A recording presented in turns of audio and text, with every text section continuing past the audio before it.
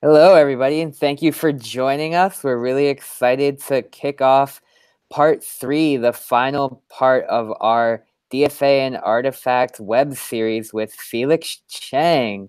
Today, we're going to be talking about what online dating can teach you about design research. It's a really interesting topic. I've gotten to speak with Felix over the past couple of weeks, and he's been at Artefact for how many years have you been at Artefact, 3 Felix? years, yeah. 3 years. With me, y'all. So Felix will be presenting that for us today, and we've got a lovely crew of Design for America students and alumni here joining us on the call today. We got Bianca from RISD Brown, Geneva and Kelly from the DFA National Office, who are both doing a lot of user research right now. Marcos from Northwestern University right here. Maya, who's an alumni from Washington University in St. Louis, and then Sarah and Tareen from University of Washington. So we're really excited to get kicked off here today. I'm going to give it over to Felix. He's going to present for 20 to 30 minutes, and then we're going to start a conversation with the folks here in the room. But if you are watching live, you can type any questions you have in the chat. So thank you for being here. For anyone who was here at the start of the broadcast, apologize for the slight delay. And Felix, why don't you take it away? Awesome. Thanks, Rob. Really excited to be here, and thanks everyone for having me. Thank you. All right. Start my screen share. And Rob, can you see my screen now?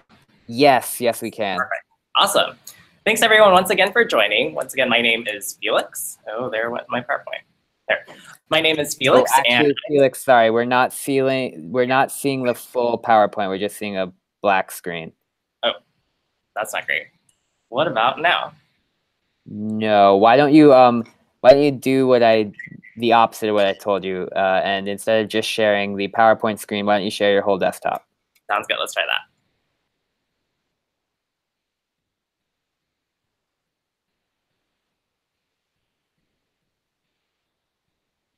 How about now? Yes, great. Thank you. Awesome.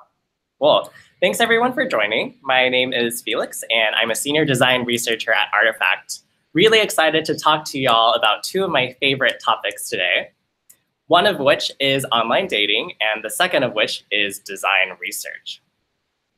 All right, so you might be wondering how they're related. And in my job as a design researcher, I have a really fun time. I get to go meet new people, talk to them, and ask them questions like, what do you do? And where are you from? And what really makes you tick?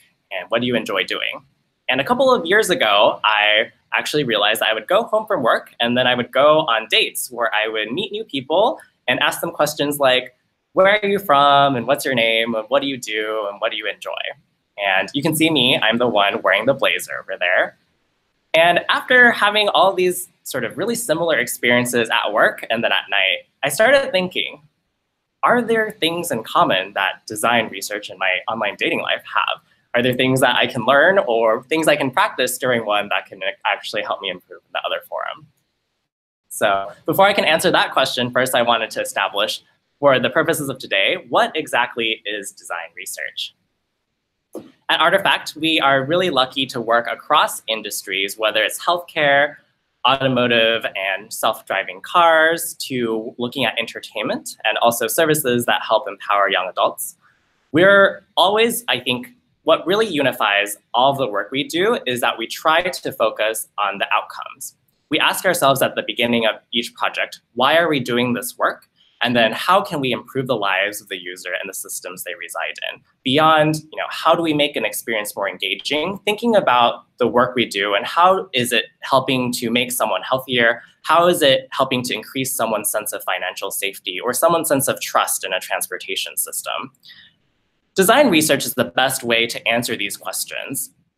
There are three core forms of research. First, there's foundational research that really helps you understand fundamentally who your user is, who they interact with, and the environment they live in.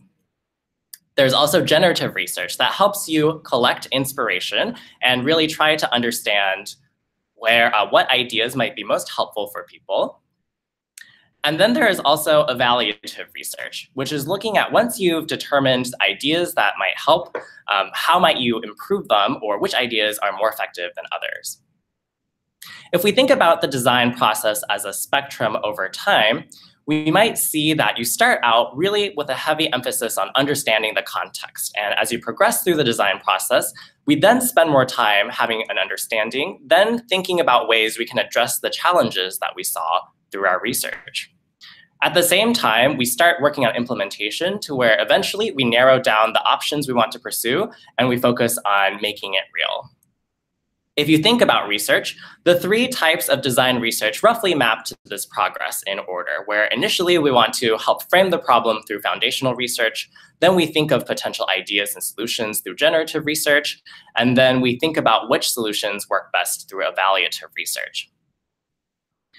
Fundamentally then, what commonalities do design research and online dating have?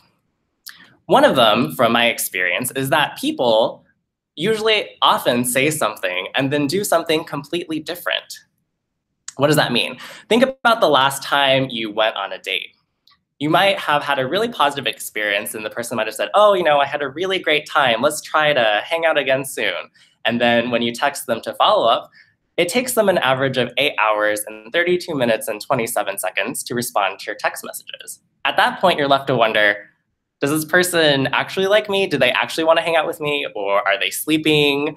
Are they talking to someone else right now? What's going on? There's a lot of reading between the lines of what someone says they do and their intentions and their actual behavior.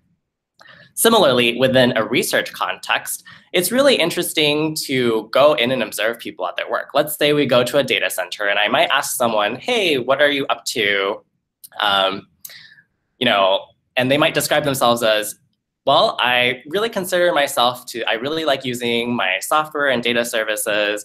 I really like to stay on top of my messages and I consider myself to be a really organized person. But then I might observe that they actually have, let's say, 538 emails that are unread in their inbox. Where is intentionality there? And sort of how does that vary from what they think as their ideal self? Another commonality between design research and online dating is that technology and data are increasing exponentially. A study by IBM conducted a few years ago found that 90% of the world's data that has ever been created was produced in the past 2 years. The number of data and sensors in our environment is shifting, obviously, how technology functions and how we move through the world, but it's also changed dating. If we look at this graphic compiled by OkCupid, before OkCupid's launch in 2004, it could be said that online dating was pretty stigmatized. There weren't that many sites, and people usually, if you told someone you met them online, they might think, oh, that's kind of weird. But fast forward today, I know all of us, there's tons of apps, almost too many to choose from. There's Tinder, and you can really look for people who resonate in terms of common values or find your community. If you are into sea captains, you can go to Sea Captain Date. Or if you are into vampires, you can go to Vampire Passions. All right, so then at this point, what lessons then might we be able to learn and gain inspiration from online dating? I think moving into this talk, one of my main premises is that both online dating and design research are fundamentally about helping people gain empathy for others and ultimately helping them find love, whether it's in a product or service experience or finding love in another person. And I believe that both design research and online dating follow the 6-step process of reflect, plan, engage, listen, analyze, and share. And what we'll do is we'll walk through each of these phases and compare how online dating compares to design research. Starting out with reflecting and planning. Before you go on any date, or early on in my online dating years, I really didn't quite know what I was looking for. And because I was confused, I think it led everyone I was meeting with to be confused as well. So it's really important, I think, within a dating context to know what exactly you're looking for. Are you looking for someone just for this evening? Are you looking for someone who will last for a year or maybe longer? Having that clarity in mind will really help you, as well as the people you're interacting with, decide on issues moving forward. Once you've decided what you want out of your dating experience, Then it's really important to pick the right dating method based on what you're looking for. For instance, if you live in New York City, you probably don't want to use farmersonly.com because you won't find the best matches for you, potentially. And let's say you are romantically attracted to cisgender females, Grindr is probably not the outlet for you. Similarly, within a research context and process, it's really important to define your research objectives and really clarify what you want to learn about right off the bat. We can start by, there are two main branches of objectives you could potentially have. One is identifying problems. So thinking about what the problem space is and what challenge the design team is trying to solve. Then we can move on to forming solutions. So as you move forward with your project, you have an understanding of the space, identifying which ways are the best of addressing and providing intervention. One of the projects that Artefact worked with, we partnered with PATH, which is a global nonprofit, a few years ago, and we had a pretty daunting problem space to work in. In the year of 2015, 303,000 women died during pregnancy and after childbirth. The majority of these women, unfortunately, died in developing countries. And we worked with PATH to try to determine what are potential sources of this problem within the care system, and also how we might find interventions that might change the situation and create positive impact. In terms of this specific program, it was very broad, so we definitely needed to have targeted research questions along the research spectrum. At the beginning, we might be curious about things like, hey, what are the existing systems of maternal care and what are the greatest barriers to health? Moving forward, as we dove more deeply in and understood our users, we could then start to ask questions like, how can we improve the quality of care and experiences of mothers? And finally, as we began prototyping and ideating on solutions, we started to evaluate what solutions are most helpful for mothers, their family, and children, and how might we improve the solutions. At this point, it's really important as you're thinking about your research questions to talk about the outcomes that you hope to achieve through your research. What does success for your team's research mean? And what decisions do you hope to be able to make as a result of them? One exercise I really like to do is take all of my team members and stakeholders and collaboratively talk about questions together, and then also list out our hypotheses for the answers to the question. So for instance, we might hypothesize that it's possible that maternal health, mothers do not live close enough to care centers. So that might be a hypothesis that we would then validate during research. And the benefit of having these hypotheses listed is that if you learn something, you can directly compare against what you had thought previously, and that helps to inform your decision-making and your knowledge. It's also really important from Artefact's perspective to think about equity. Whenever working on a project, we try to really actively think about voices and people who have not been included in decision-making. In this situation, it was possible that within family structures, mothers initially did not have very much say in their healthcare decisions. So we wanted to make sure that we actually got to speak with mothers, not just their healthcare providers or family members who made their decisions for them. All right, so in reflecting on, in terms of research, it's really important to first determine your objectives, craft high-level research questions, and then consider outcomes of what you want to accomplish. Once you have reflected on what you want, you can then start to pick the right method to then address these research questions. And there's lots of methods out there. I'm sure all of you have great references between your friends and colleagues and professors, as well as online. Let's say that on this PATH project, we wanted to start out by really gaining just a deep ethnographic understanding, the foundational and generative elements. So in this situation, we started out by meeting with people where they were. We went and visited mothers in villages in Uganda. We talked to not just the mothers, but also their care providers and their family members. As we mentioned earlier, a lot of times we discovered that decisions for health were made by husbands in the family. So we made sure to talk to mothers and their husbands separately so they could each express their opinions. As we moved on later within the research cycle, we started prototyping ideas and concepts that might help interventions and provide access to care more easily.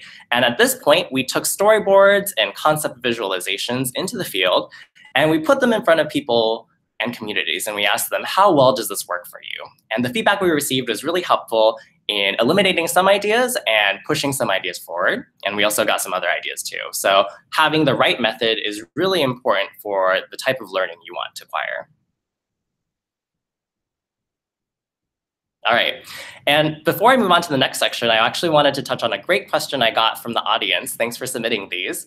One of them was, how do you prioritize what is important or feasible to research, especially given time-sensitive or low-budget projects? I think this is a super important question, and it's one that you will encounter anywhere, even if you're a researcher at a design firm.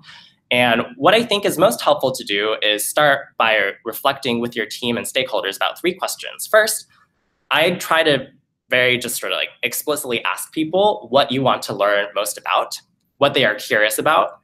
Then I ask them what is most controversial for them within an organization. What's something that is highly debated within the company or within our team about what we should do? Because if it's controversial, that means that we can provide the most value as a researcher if we can shed light from a human and user perspective about the debate. We can provide and advocate for the user point of view. And then once again, I always ask people to list the assumptions that they would like to validate. And then from there, what I usually like to do is say, all right, these are all really important questions. Given that we have limited time or limited budget, what are the most important questions for us to address? And perform this process collaboratively with all of your stakeholders. They will help you understand where they're thinking. And that way, they will value the research you produce if they feel that it is addressing their questions. All right, moving on. Next, we will start to, after we've planned our research engagement, we will then start to actually do the dirty work of talking to people and meeting them. And within a dating context, what does that look like? Let's say that I've decided I want a relationship. So I choose my chosen methodology of OkCupid, and I'm immediately presented with some quantitative data. I can see here, oh, it's kind of interesting. I see this person, number 1 believer. They're an 84% match, so it seems promising. I'm going to click on their profile to learn more qualitative information, okay? And as a good researcher, I definitely want to make sure I cover my bases and make sure they're not a creepy person. So I'm going to look online just to cross-verify who they are. And this person seems to be relatively accomplished, which is attractive. And they have social media accounts. That's exciting. They have lots of followers. All right, now I need to actually just have a conversation and build rapport with this person to make sure that we get along. So I'm going to start to text them. And I'm actually a little bit doubtful now because this person doesn't use proper punctuation and they didn't spell the word your correctly, which is troubling. But they have abs, so we'll see how this date goes. And then, I really like to do activity-based dates because I think they're helpful in really not just seeing what people say, but also seeing how they behave given different situations. And I really like picnics in particular. You can always see what people bring to a picnic, because if they don't bring anything to the picnic, they're likely not going to bring anything to the relationship. And so this particular picnic doesn't seem to be going very well. I brought everything and they brought nothing. And so it ended up being a terrible experience. So what did that teach me? It taught me that it's important to not just get quantitative data. Initially, number 1 believer and I were 84% compatible. But after going through the experience of talking to them and learning about them, we learned that there are definitely issues. And so that's why within design research, it's important to use mixed methods and also to make sure you don't rely on just numbers. Numbers are important though, and these days with tools like Google Analytics, it's really easy to learn about engagement, where people are joining your site from, and this is all really helpful information. But it's also really important to try to meet people where they are, whether that's online or offline. This is an example of meeting someone where they are online. It's a notification I received from Capital One that alerts me that, hey, there might be something suspicious going on in my account. And in terms of a research method, I really appreciate this because if you look underneath the information they have, there is a survey right below. And because the survey is in context, I know exactly what they're talking about, and I feel good because I'm able to provide input to the team. It feels like I'm being helpful for them. Compare this to, I'm sure many of you have received other surveys in your life where you went and bought something 10 months ago, and then they emailed you 10 months later and were like, how was this for you? And I'm like, I don't remember what you're talking about. Having information and research right where the action is occurring is always the best option. That applies also to qualitative research. Artefact partnered with the city of Seattle a couple of years ago, and my team was presented with the challenge of young adults who experience homelessness in the city. A nonprofit that we worked with found that each night in Seattle, up to 1,000 young adults do not have a safe place to sleep, which was really, really troubling. And they really wanted us to identify from a human-centered perspective what were particular barriers to receiving and finding permanent housing, and also what potential solutions there were to help change the situation for young adults. It was really important for us as we conducted this research to not just talk to people, but visit them where they live and sort of really see how they interact with people, see what information they needed. We talked to service providers, we talked to young adults. And initially, we had proposed, hey, information of access might be something that's really important for them about services or ways to acquire permanent housing. What we found, though, we initially thought that all this information should be analog. But in conducting focus groups, one thing that we noticed is that everyone we talked to had a cell phone. And that was something we hadn't necessarily expected. These teenagers, a lot of times, who didn't have stable housing, a lot of times did have cell phones. So we realized that mobile was still a medium, potentially, that was super valuable for delivering information. Something else that we think is really important to try to do is to put the user in control. This is especially helpful with really sensitive topics when someone is hesitant to describe them. One technique I really like to use is to have image cue cards, like cultural probes, as you see here. Each cue card contains a different type of image from daily life, whether it's a heart or a clock to symbolize time. And I might ask users just to pick out, hey, which of these images really resonate with you? Tell me about them and how they relate to your life. And because we're externalizing these objects or concepts from them, people feel a little bit more comfortable because they feel like they can handle these topics literally and figuratively. So you've seen in terms of engagement, it's really important to get qualitative and quantitative data, meet people where they are, look for behavioral cues and not just what people say, and also put the user in control. What does that look like? And how do we also learn the most and get the most out of our research sessions? A role I have for myself as a user researcher is whenever I'm in a user session, I try to speak for less than 10% of the entire conversation. I want the majority of the time to be the user sharing their stories and experiences. And one trick that I have to help make this happen more effectively is a lot of times I will try silently counting to 5. So I'll ask a question, someone will finish responding, and then I will count to 5 in my head before I ask the next question. And one thing that you will quickly learn is that people find awkward silences to be really strange, and they often try to fill the silence. And so as a result, a lot of times people will just continue talking, and the thing that they say after they first initially pause is much more interesting and well thought through than what they initially say. So really create space for people to share their thoughts and reflect. Something else that I like is to encourage people to tell a story about themselves. If you ask someone what they, for instance, are doing in 5 months from now, most people are pretty terrible at telling you or predicting accurately what they will do. However, if you ask someone what they were doing a month ago, most people can generally recall highlights of activities that they were up to. Stories are also much more grounded in behavior, which makes them valid data points rather than conjecture. And I think this applies to both online dating as well as design research, but it's really important to establish rapport with your user. And this is a lesson I learned from Tyra Banks, to always smile with my eyes or smize. Whether I'm on a date or I am conducting user research, I always make eye contact and listen really intensely. If they're talking about a really deep or difficult topic, it's totally okay to show emotion, and then that really helps to build a sense of trust with you. Another technique I like to use is to repeatedly ask the question why, because it's very helpful in digging into core motivations for people. For instance, if I'm looking to learn about, hey, like, how do you feel about this site? And they say, it's terrible. If I ask why, then they will dig further into the reasons. You know, hey, well, I can't really find the information I need. why. If you just repeatedly ask why, you will eventually arrive at the core reason. Along those lines, it's really important to try to ask open-ended questions. Questions that start with the words why, how, and tell me about X are generally better than questions that start with do, would, or is. For instance, wouldn't it be nice if you gave me ice cream every day? It's a leading question, and it biases users to expect the answer you want them to give. And users like to please people. So most of the time, they'll say, yes, it would be great.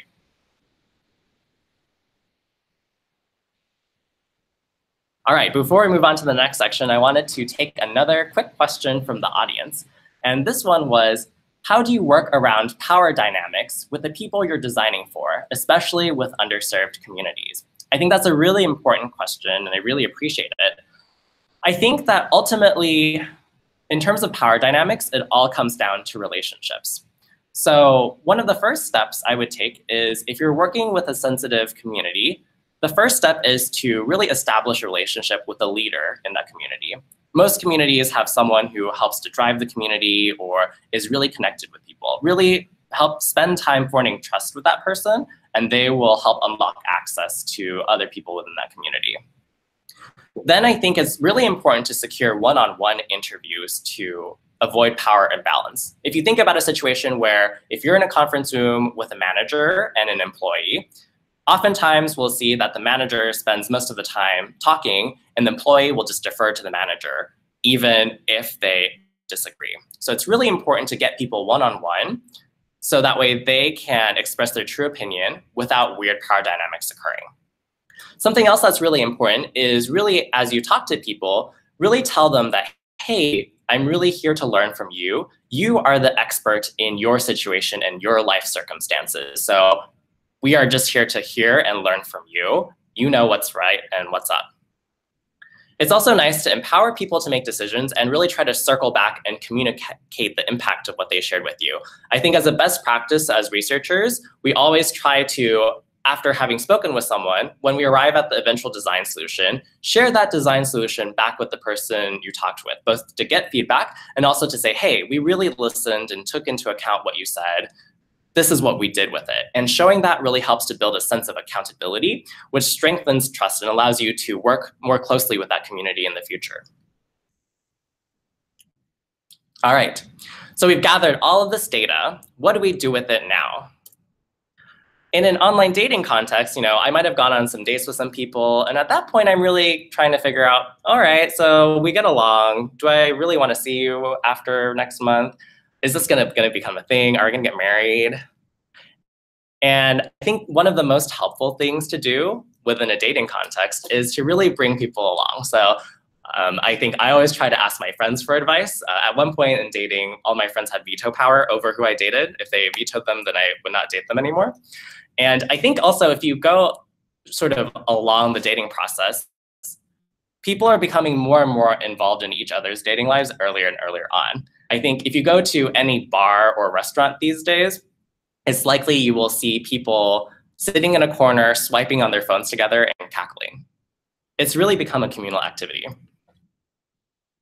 Similarly, I advocate a communal approach to synthesizing and analyzing the data that you collect during design research.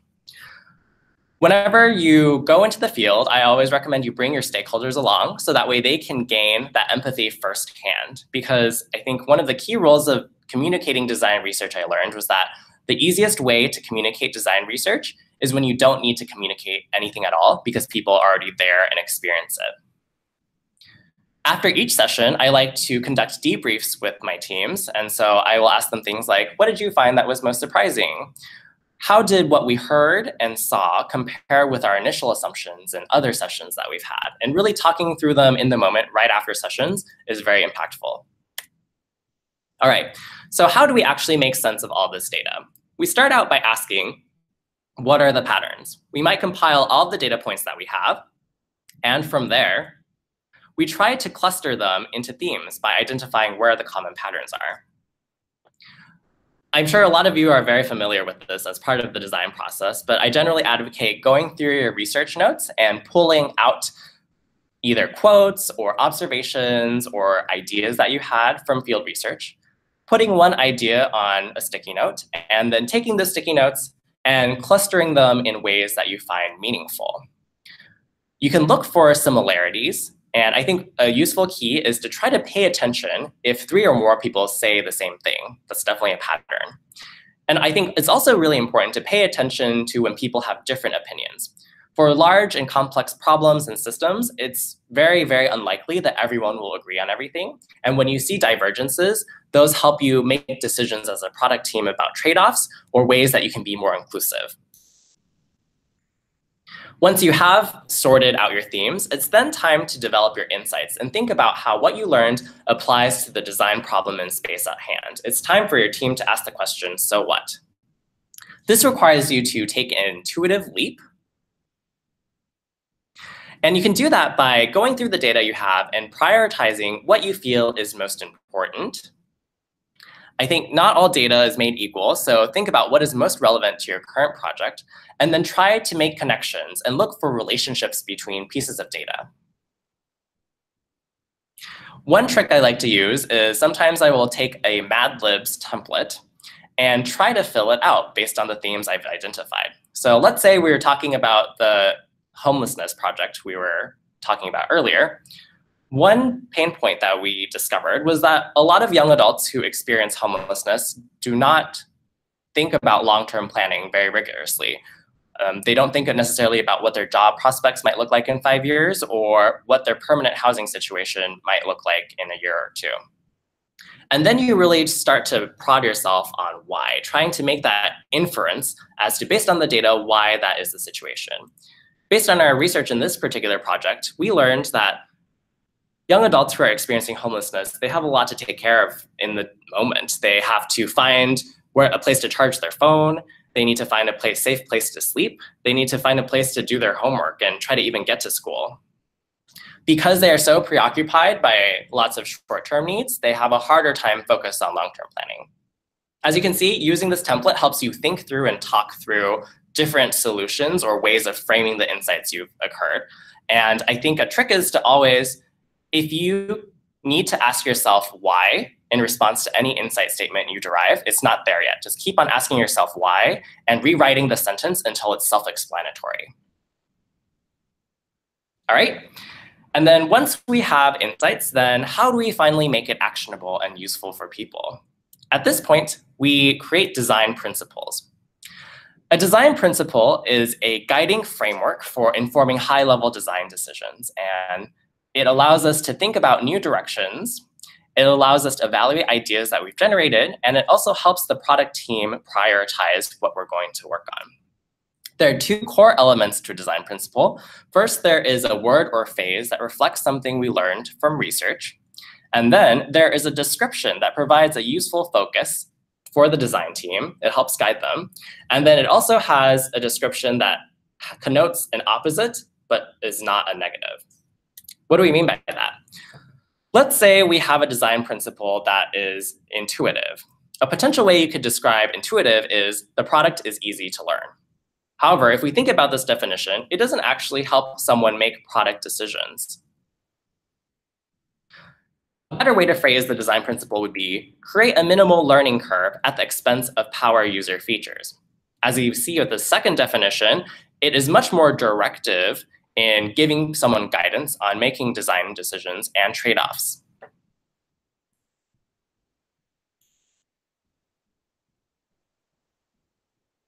All right. Now that we've analyzed all of the data, what do we do then? Dating sites are actually really, really good at sharing their results.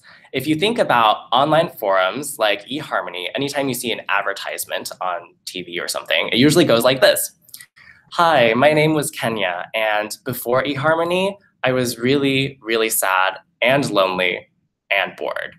But then I joined eHarmony and I met Michelle, and we fell in love, and now I'm so happy and life is great and eHarmony is amazing. Research organizations are also using outcomes as a way to anchor the impact of their research. So this particular study examined different online dating platforms and saw which of them led to an average length of different relationships. They're really focusing on, hey, your outcome you want is relationships. Which of the platforms is actually doing that for people? Within design research, I think there are lots of lessons to learn from how online dating sites are doing it. I think it's really important to share stories and bring the user into the room as we discuss findings and make those decisions. On the Path project we described earlier, whenever we were presenting our findings, we always made sure to tell stories about how the intended communities of use relate to it. And we also provided testimony from user research about how specific ideas would be really helpful. I always say it's much more compelling for a user to say why your idea is effective than for the design team to vouch for it. We also try to convey situations and environments really visually, so people who have not been in the field research can feel immersed as well. And I think a key to design research is to try to make your findings as accessible to as many people as possible. And part of that is creating visualizations, such as ones that visualize connections and relations between stakeholders, and also different processes over time. By making things visual, more people can share it, more people can see it and quickly understand it, compared to a white paper that's 50 pages long that no one will ever read.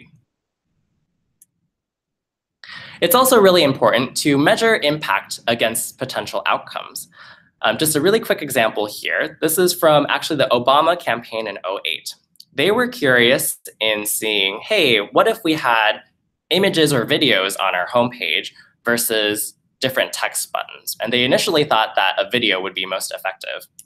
However, after running A/B tests, they found that having this static image was more effective than a video, and having the button say learn more, the combination of these two led to a 40.6% increase in the number of people who signed up for the Obama website and their newsletter.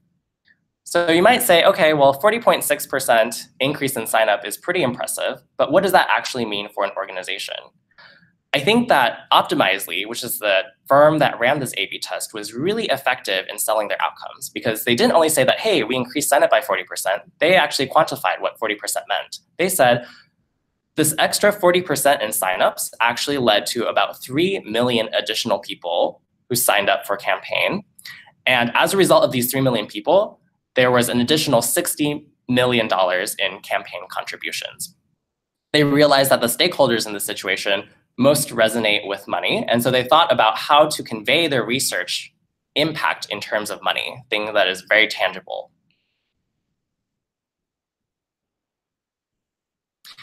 All right. So we've seen that design research and online dating both move through the process of reflecting on what you want to accomplish, planning the appropriate questions and methods to get the information you need, engaging and really listening to people to learn from them, collaboratively analyzing information, and then sharing your findings. And I think for me, as I mentioned earlier, fundamentally, both online dating and design research are about really gaining empathy for other people and really about finding love, whether it's helping someone better enjoy a product or service, or finding someone that they really appreciate and enjoy. So I challenge you as designers, if you care about the people and systems and places you're designing for, and you haven't conducted research yet, I leave you with one question. Why?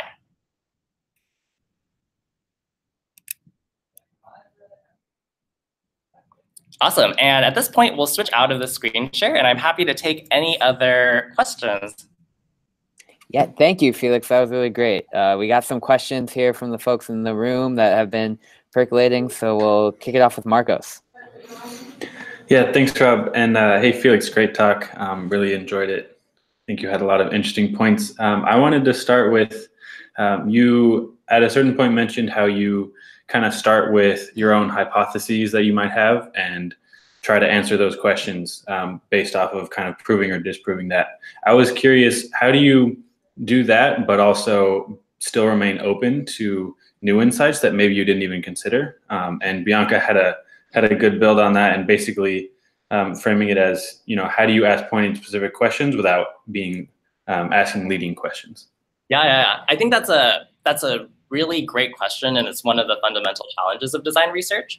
I think a lot of times people, when you bring them into the field and they don't frame questions the right way, sometimes you'll bring a client into the field and they might say like, oh, like you want it to be this way, right? Like it should be this way.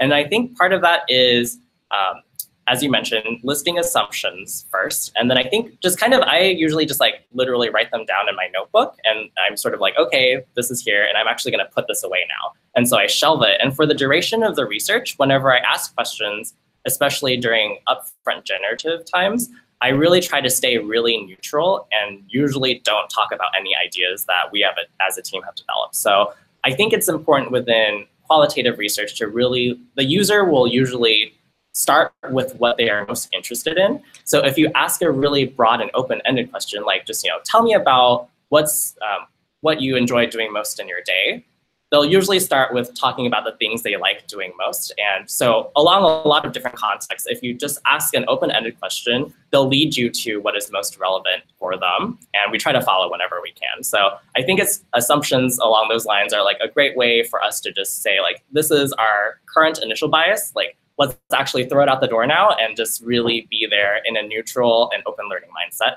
moving forward. And then I think once we have learned things, we can then start to say, okay, here are things that we saw. How did it compare to our initial assumptions?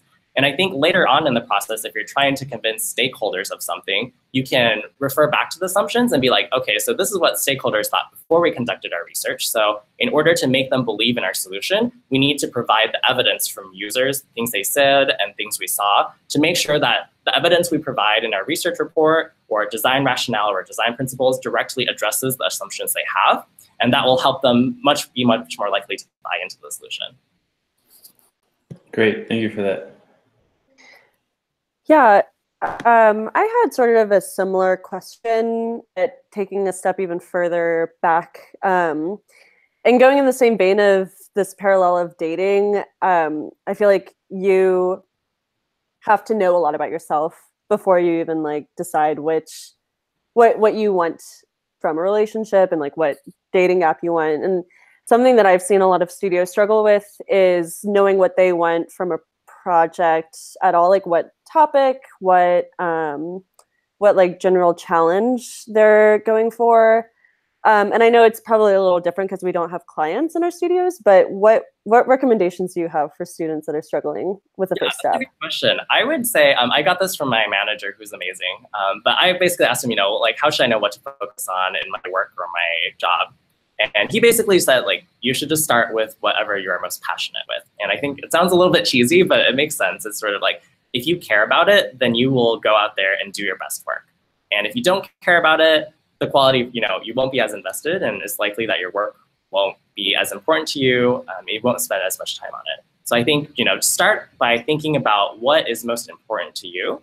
And I think to narrow that down a little bit further, I like to think about, in terms of my work, not necessarily, what project or client I want to work with, but I try to think about what problems am I most interested in addressing, and really starting there. So thinking about problems, and then who can I work with or who can I partner with for a specific problem to create change in that space. So for me personally, I'm really interested in, hey, how can we improve people's health in general? So thinking about ways that I can connect with people working in healthcare, or in the design space in that area. I think just really trying to be cognizant, it is a little bit about centering yourself, which seems self-indulgent, but I think ultimately that's the way you create the most impact, is if you care about it. Thank you.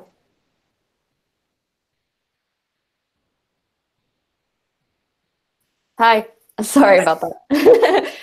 Okay, so similarly, this parallel to dating, sometimes dates don't go well, and interviews don't go well, and that might be for the reason that the other person doesn't want to talk, you're off your game, or whatever it is. So my question is, in an interview that is considered a relative failure, maybe you didn't get what you wanted out of it, or maybe you didn't act the way that you should have, what can you take away from that experience at the least? And in addition to that, how can you reflect on that and change the way that you conduct them in the future? Yeah, that's a great question. I think there's maybe two parts to answering that. I think, let's say it went really terribly. I think that's part of what the debrief is for after each session. I think it's really important to have debriefs between each user session, not just between clusters. So that way you can immediately say, all right, so perhaps we didn't get quite the information we were looking for there. What can we change about the questions we ask in the next session that will make it more effective? So I think always trying to, whenever we frame things, and I think this applies to both the practice and the communication design research, frame things we learn as opportunities rather than challenges or failures. So, all right, this could have gone differently. How do we improve it for the next time? And really take those moments and try to frame it positively and think about the future. I think in the moment of a session, let's say a user is veering off track or something, or they're not, we're just really not connecting for some reason. I think it's helpful, if I'm visiting someone's house, I actually will often just ask them to give me a tour of their house, because it's something that people are really comfortable with. And so they can talk about elements in their house that they like the most, or people are really natural in their homes generally. So I think thinking about different activities, or just like even making someone move around and say, like, if you're in an office, like, hey, show me something in that part of the office. So to kind of switch context, so everyone switches gears a little bit, to try to shake it up. Thank you. Yeah, thanks for the question.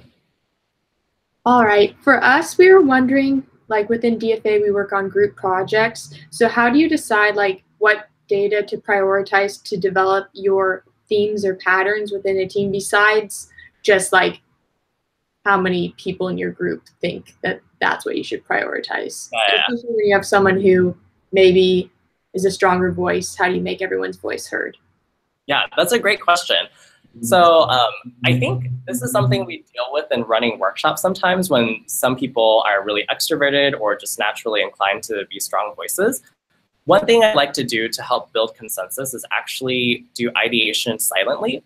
So whenever we're trying to develop the most important questions to address together, sometimes a trick I like to do is to ask everyone just to write them down silently for 5 minutes and not talk to each other. And because people aren't verbally articulating things, it allows people who perhaps are more introverted or would like a little bit more time to think of their response, the space they need to contribute. And then once you see sort of everyone has ideas, then all the ideas are on the table, and then you can discuss them at that point. You can also maybe even prioritize the ideas that you've generated silently as well. So that way, you need to be much more focused on what other people are doing as well, rather than just someone saying what is most important to them. So I think that's one potential way. And then I think something else to think about is just, I always think about within the design process, what will help you design the most? Try to think of and see, hey, will this question help us better design a solution? And if we have understanding here, will it help us in some way? And just really try to prioritize making things and learning about things that are actionable. Awesome, thank you. Thank you. Hi, so I was wondering, do you have any techniques for allowing your user to feel more comfortable when you're talking to them, especially for the first time? That has been a little bit of a roadblock for a few of our teams this year. Yeah, that's a great question. I think one thing to help users feel comfortable is a lot of times the first 10 minutes of a user interview, we're actually not talking about the actual subject of what we're there for. So, say we're going in and talking about a really sensitive topic like childbirth or something like that. A lot of times the first few minutes are really like, hey, like, how are you doing? And then if they offer you something to eat or drink, I think it's always good to take it. It helps, put the user in sense of control. You're accepting something they're giving you. It really helps them feel a little bit more balanced. And then I think it's totally fine just to spend 10 minutes like chatting about your day. Like, hey, what have you been up to? Like, tell me about like what are you really excited about this week? I think starting rapport there and then moving on will help you. And I think in general, within a research session, I always try to start really general and broad with my questions rather than targeted and specific. When things are general, people can say what they want to, so they can start with a zone of comfort. And then it also, as I mentioned earlier, leads you to what they prioritize the most. Thank you. Thank you. Awesome. You mentioned that, would you like some ice cream is not a great question for research or for a date. I'm curious, what's the good example of that question if you're curious to sort of learn more in both a dating context and in a research context? Yeah, that's a fantastic question. So let's say you're in a research context, a better way to frame the question, would you like ice cream, would be to say, tell me about your thoughts on ice cream, or like, tell me what you think about ice cream.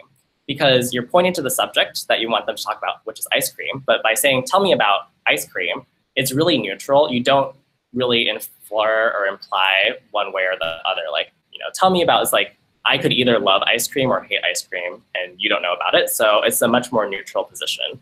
And it's also really open-ended in that they could tell you anything about ice cream. They could talk about the flavor, they could talk about the size of the scoop, I think within a dating context, I don't know, I think you should check if they're lactose intolerant first. I don't know if I have specific ice cream recommendations for there. Following up on that, sometimes I've found in research, you ask a question and people maybe think there's like an ulterior motive. They almost like don't trust the open-ended nature of the question. How do you help build that trust when you're doing your projects? Yeah, that's a great question. I think if people are struggling with open-ended questions, that might be time to bring in stimuli for them to react to or ask them to talk about objects. So if you can really root it in, okay, this isn't going that great. Hey, like, tell me about, the plate on your counter or something. Like if you're researching, for instance, dishes, if they don't want to talk about the act of eating, just like, hey, show me how you store these dishes. And ask them, I think it's really nice when you're visiting someone to ask them to perform specific tasks they normally do. So like, show me how you store these, show me how you would use these when you're actually eating with them. And it's really much more laced in behavior, so that way you get to observe what they do as well. And then once they're in motion of doing something, you can then prod in on their actions and ask them, why are you doing that? And that's one way to get directly at sort of what they're inferring when they're acting. Awesome, thank you. Okay, so I often find myself giving advice on dating when I probably am not the best person to ask in the first place. So my question is, since I know that you have held workshops about design thinking or design research, how have you found that experience of holding workshops versus actually going out in the field and doing it has helped and or hurt the way that you actually perform as a researcher? That's a great question. I think for me personally, at least, I feel like anytime I need to help someone understand a concept or teach or something, that really solidifies my own understanding of the concept. And so for me, like the act of teaching helps me up-level my understanding in a way, and then it helps me with practice. And I think whenever I go into the field and conduct research, I think that helps me understand from just a very pragmatic standpoint, what are the tips you need to know, like that they might not say in the textbook of, oh, like, you need to, whenever someone offers water, then you should probably accept it to make it feel more comfortable. That's kind of a nuance that you perhaps don't get in a textbook, is just something that's practical. Another random tip might be something like, hey, if you send out a pre-survey and ask people to fill it out, they are less likely to no-show during your research session because they already feel committed to the session. And that's something I actually have had great experience with, is just asking people to do homework in advance. And that's nice in that they feel committed. Within psychology, it's called the foot in the door technique. So if you get them to do a small favor for you, they're likely to do a larger favor for you as well. So really get them to buy in. And that has the double benefit of then you can, in advance of your research session, really get to know the person a little bit better. And so you can better cater and target your questions when you do get there in person. So I think just like small tricks like that are things that you gain from practicing. And I think the fastest way to learn is always just to talk to people who have more experience than you. So I always try to surround myself with people who know more than I do, and then just really pick their brain all the time. It's really the best way to learn. Can you give an example about a project that you've done where you have like encountered this kind of thing? Yeah, in terms of like a practical life experience or? Yeah, practical, yeah. Yeah, I would say the homework example was actually something I used on a project before. I initially was kind of skeptical of giving homework to people because I was like, they'll find it annoying and it won't be really useful. But it turned out that the client that we were working with on that project actually was really into the homework responses. And so it turned into this ritual where before every user research session, we'd all be in the car together. We kind of felt like we were on Queer Eye, like having our brief before we met someone. And then we would, this person lives here and they're like this, and we should ask them about these things because this is what they said. So it was actually a good bonding moment for our team. And I was originally pretty skeptical about homework, but it ended up being really useful for us. That's awesome. Thank you. Cool. Yeah, good answers. I had a question kind of following up. You were giving some examples of different tips and such. Do you have like one thing or almost like your golden rule that you found like this is possibly the most important thing with getting really good answers or figuring out really good information from the people that you're interviewing? Yeah, that's a great question. I would say probably one of the points I made in the presentation, which is just to literally talk as little as you possibly can during a research session. And I think this is something that I have encountered with some teammates who might be younger or less experienced, is they will, sometimes when people ask questions, there's a temptation to answer them. People might say, like, if you're doing user testing especially, like, oh, how does that work? And I think it's really tempting. We want to be helpful and tell them how it works. But I think whenever they ask a question, it's because there's something they don't quite understand. So another trick would be to, when someone asks you a question within a user research session, turn it into another question that they need to answer. So someone might say like, oh, so like, how is this button supposed to work? And then you might ask like, that's a great question. How do you think it should work? And then by answering that question, you get a sense for what they were expecting to see. And then you can dive in deeper. And that is really actionable information for the design team, because we can say, oh, well, we initially thought that this person expected a button to lead to a modal, but in fact, it led to a different part of the website or something like that. So anytime, I think in addition to talking as little as possible, just anytime a user asks you a question, try to turn that into a question that they need to respond to. Definitely. Thank you for that. Yeah, that's really great advice. I think especially for the way teams are trained, you present and you're almost defending your idea, especially in school, and you're supposed to be right, whereas in user research, that's not the case. Yep. I kind of just think myself as a really like neutral person. It's almost like I'm almost like a host. I'm just like trying to keep the conversation going rather than someone who is like, definitely I want to have natural rapport with the person, but it's like, I kind of just want to stay neutral and see where they lead me rather than, like, I'm almost a follower and they're the guide. And I really want to see where they lead me in the session. I really love that. That's a really, really fantastic way to think of yourself. To wrap up this webinar with one last question, it'd be great to hear, what's your favorite date been and why? I would probably say it would probably be my first date with my boyfriend who I met in Seattle. It was really great. We actually did go on a picnic on OkCupid, and we met. It was really great. We went on a picnic in a park. He brought things to the picnic, which is very important. What did he bring? He brought a blanket, and he brought chips and salsa, and he brought fruit and wine. Keep very it. prepared. What did you bring? I also brought a blanket, so we had 2 blankets, and then I brought a ton of junk food, so it was like cookies and brownies and stuff. So he was definitely healthier. He had like vegetables. Well, that's awesome. I'm glad that was such a fun date, and awesome to hear that you guys are still. Online dating works, right? Design research works. There you go. Well, thank you to everybody who joined on this call. Thank you to everyone here in the room and all of the live viewers. This was really, really fantastic. And thank you very much to Felix and Artefact for helping wrap up a really, really fantastic series. We've learned a lot. You can check all of the other ones out on our YouTube channel as well. So we have a year of webinars with Artefact that we'll get to look back to, and looking forward to the next steps in this relationship to come. So thank you, Felix. Really appreciate it. And have a great rest of your day, y'all. We love working with y'all. Have a great day, everyone. Thanks, Felix. Thank you. Thanks. Thank you.